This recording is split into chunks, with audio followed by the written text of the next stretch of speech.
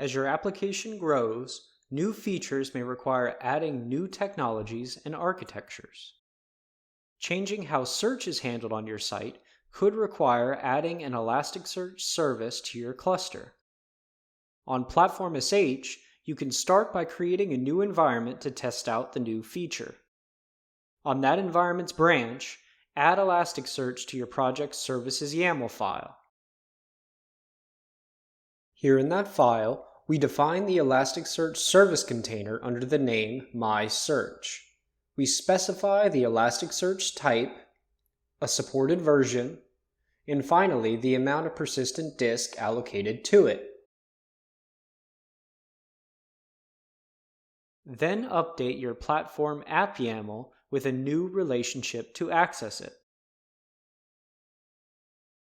This new relationship, simply called Elasticsearch, repeats the name we gave the service in the services.yaml file and includes that service's endpoint. Commit those changes and then push to deploy them on Platform.sh.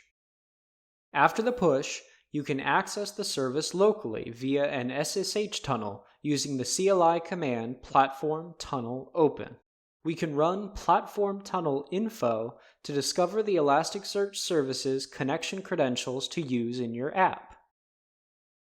Once the tunnel is open, you can send a request to the Elasticsearch server using that tunnel and the port parameter we found in the previous step. All of your connection credentials for Elasticsearch reside in the Platform Relationships environment variable, which will then be used to connect to Elasticsearch. When you're satisfied with the new Elasticsearch dependent feature, you can share the development environment URL with others for review. Then when you're ready to take the new feature live, merge the environment into master. Now production, as well as each new subsequent environment, will deploy with the new Elasticsearch service. Every bit of this configuration is explicitly detailed in your Platform.sh configuration file, which means going back to before the service is just a git revert away. That's what infrastructure as code is all about.